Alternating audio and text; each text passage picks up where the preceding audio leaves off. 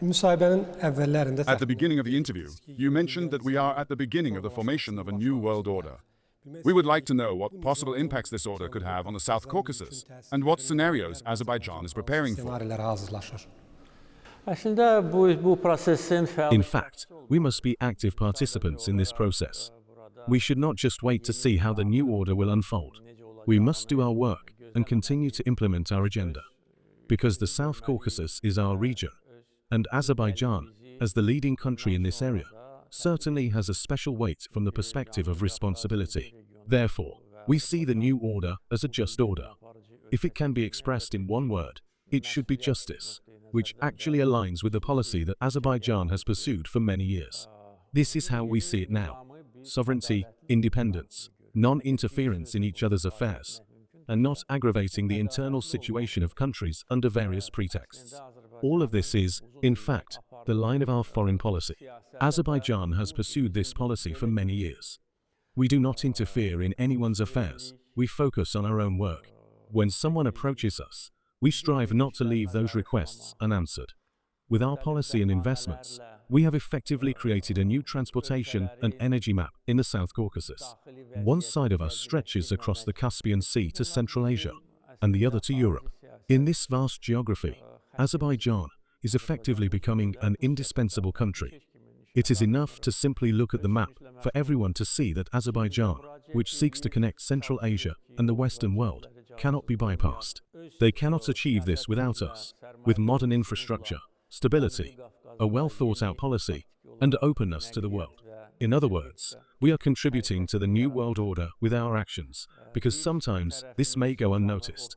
But I know that Azerbaijan's actions in recent years are being analyzed very thoroughly, very seriously, because, in world history, there has been no second country that restored its territorial integrity by its own strength, at least if we look at the recent and mid-past. We have done this, despite all the pressures, threats, and dangers. The number of countries capable of pursuing an independent foreign policy is not that many. Look, now we return to Canada again. With one word from Trump, the Prime Minister of Canada resigned. After all, Canada produces 10 times more oil than Azerbaijan, 300 million tons, and its population is only 40 million. So, can 300 million tons of oil, even without other economic factors, be enough to sustain a population of 40 million? Look at how bad their economy is. That if America imposes additional tariffs on them, their economy will collapse. And when Mr. Trump says that Canada should be the 51st state and Mr. Trudeau should be the governor, of course, this can be considered trolling. But in fact, there might be some logic in these words.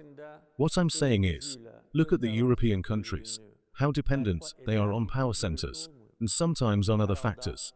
Therefore, there are not many countries capable of conducting independent foreign policy.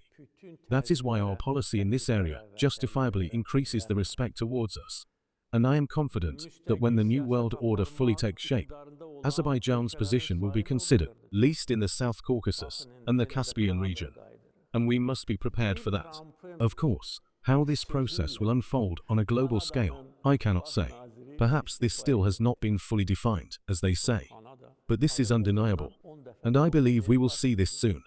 And I have said this several times. If each country focuses on its internal affairs, there will be no war, no conflict, and no confrontation. Everyone should focus on their own business within their borders, and not interfere in the internal affairs of other countries. Of course, such a world might seem fantastical. Historically, imperialist forces have approached this with the divide and rule principle, completely controlling colonies and stealing their resources to create states for themselves. But this must end, and the disgusting practice of colonialism must be brought to an end. I believe that this issue will also be considered in the New World Order. However, I believe even more that the sovereignty of nations must be inviolable and protected, and no one should interfere in anyone else's affairs. We have achieved this. No one can interfere in our affairs. Have there been attempts? Yes, there have been. Will there be? Probably. Have there been results? No, and there will not be. But many countries right in front of our eyes are subjected to foreign intervention, and this actually shakes the moral and genetic code of the countries. Weak countries are subjected to foreign values, negative values. When I say weak, a country cannot be weak. If the leaders are weak, then the country is considered weak. That is why we are prepared for this with our own agenda. And we have an agenda. Our policy already demonstrates this.